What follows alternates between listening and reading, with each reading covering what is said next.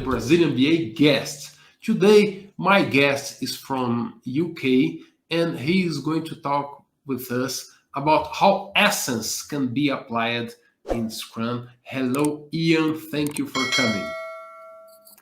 Hello, Fabrizio. Thank you for having me. Ian, I have a question for you. The question is how Essence can help teams to succeed with Scrum? That's a good question. For those who don't know what Essence is a standard from the Object Management Group designed to help people capture practices in a way that makes them easy to share, mix and match, plug and play. And I know Eva spoke to you recently about Essence as a whole. Why don't the world's most intelligent people in software engineering don't put a stake in the ground and say, enough is enough. We don't want to have a methods war. We want to be able to select practices wherever they are. We had a recent interview, and he told me that Essence could help us to solve the crazy things that are happening with methods and frameworks and practices. So, but when you put aside the big method problems and just think about teams and people, Essence can help people just with the practices that they're using today.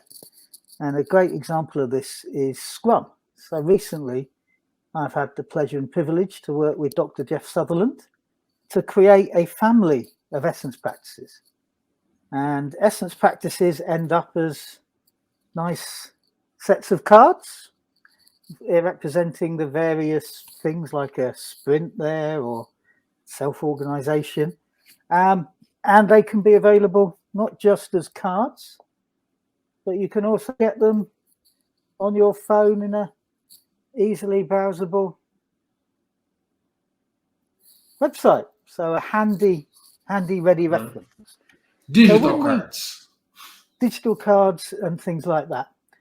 And this is a useful thing. But you're probably asking yourself, well, given that the Scrum Guide is such a great document, it's short, succinct, very effective, freely available, why would you need this Essence stuff as well? Why would Jeff Sutherland, for example, spend so much of his valuable time helping to produce these cards? These are a product of not just Steve Appleton International, but Scrum Inc., Jeff Sutherland's company as well. So this is official. And it comes down to where people fall down when they apply practices. So I know Jeff has recently said on a LinkedIn thread, he said it many times, 58% of agile teams, and that's a conservative estimate, are late, over budget with unhappy customers. And this is from data on thousands of companies showing this. So Scrum is by far the most popular team level agile practice. So a lot of those teams that are failing must be failing with Scrum. So why is this? Is it because Scrum is broken? There's something wrong with it? Or is it because they're not applying it properly? I mean, maybe they're using it in the wrong context. Maybe they'd be better off with a different work management practice. But they're probably just doing Scrum badly. Anything gets popular, it gets done badly. And this is true not just for Scrum, it's true for Kanban, it's true for any practice, business analysis practice, use cases. When things get popular, people apply them badly. So this problem of people not applying practices very well is where Essence comes in. So Scrum is lightweight, simple to understand, difficult to master. And for most people, that means going on a 2-day course, doesn't it? Yeah.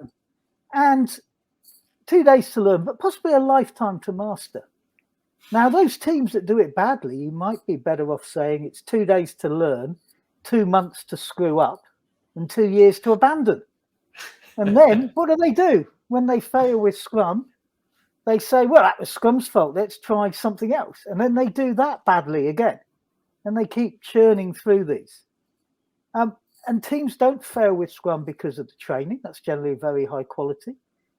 It's not the coaching, although the quality of coaching is far more variable. But just because mastering simple practices is hard. And that's where Essence comes in. The idea of Essence is to take what would have been a document and render it in a format that's actionable and that you can play games with. Right? Now, if you write practices in the Essence language, you can compose them together, and you can even simulate and execute the language. But for most people, it would just be enough to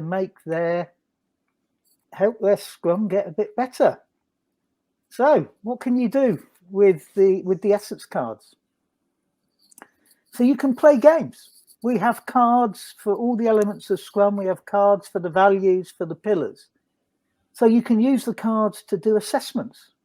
Right? You can build happiness radiators. You can use the cards to play games to show your understanding of Scrum. So let me understand or just expose what I'm thinking while you were explaining me this difference between studying the Scrum guides and having the Essence cards. When I'm studying the Scrum guides, I will study, learn, and never look to that again, because that's how we used to study. We learn something, and you just look for that if you have some doubts, but you usually don't come to that again. Instead of that, you have cards, and those cards are you are telling that they are for playing games. And if I understood it correctly, it's not just when I'm learning, but when I'm practicing the method as well. Is that true? There are games for learning, and there are games for practicing. Oh, that's great. As well. Now, with the cards, you have all the elements. So a very simple game is, when people do retrospectives, right? They're generally reactive, aren't they? Yes. Well, with the Scrum cards, you could just pick a card. So how well are we doing sprints? Right? Just throw a random element into a retrospective. You can assess how well you're doing. You can play games. There's one we call Contract Bridge to look at the relationship between a customer and supplier. One of the games we use in a lot of courses is called Build Your Own Scrum, where you give people the pieces in the cards and they have to put them together. And on one of Jeff's courses, Jeff does this on all his courses, he had some people do this, and somebody said they learnt more in the half hour building their own Scrum than they'd learn in all the time they'd spent exposed to Scrum training and videos and stuff like that. And this really helps people to engage, and it makes it tangible, right? Physically interact with it, share things with each other, arrange them, and play lots of games. So there's a whole kit of games that are really good for Scrum Masters, help you keep retrospectives up to date, to do health checks and things like that. But you can go beyond just the Scrum games. You've got the kernel, the Essence kernel, which is a framework for software engineering. That also comes as sets of cards as well, right? And how many cards do you have in the kernel?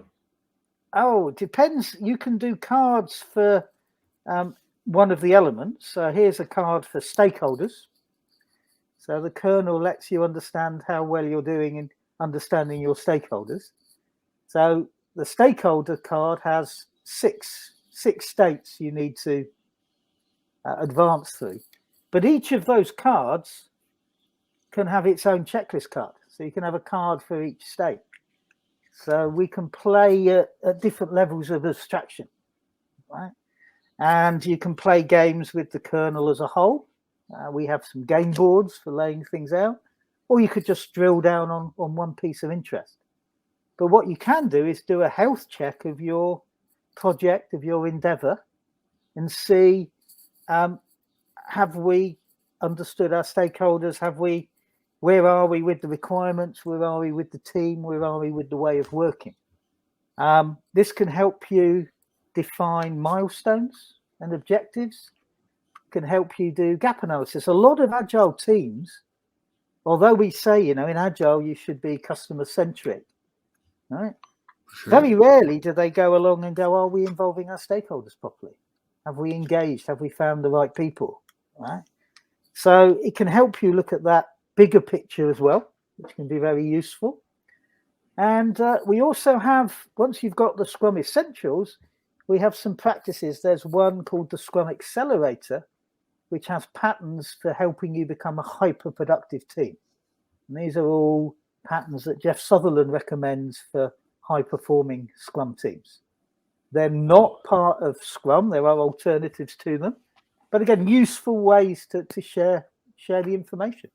But what's really powerful is we can now, when you make it tangible, it's not just in a book, you can play with the tokens.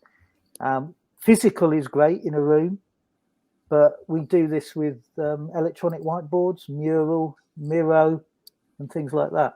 As you know, I've been working with the world's biggest telescope, and recently they're doing SAFE, and SAFE's great, but they're putting lots of new teams together.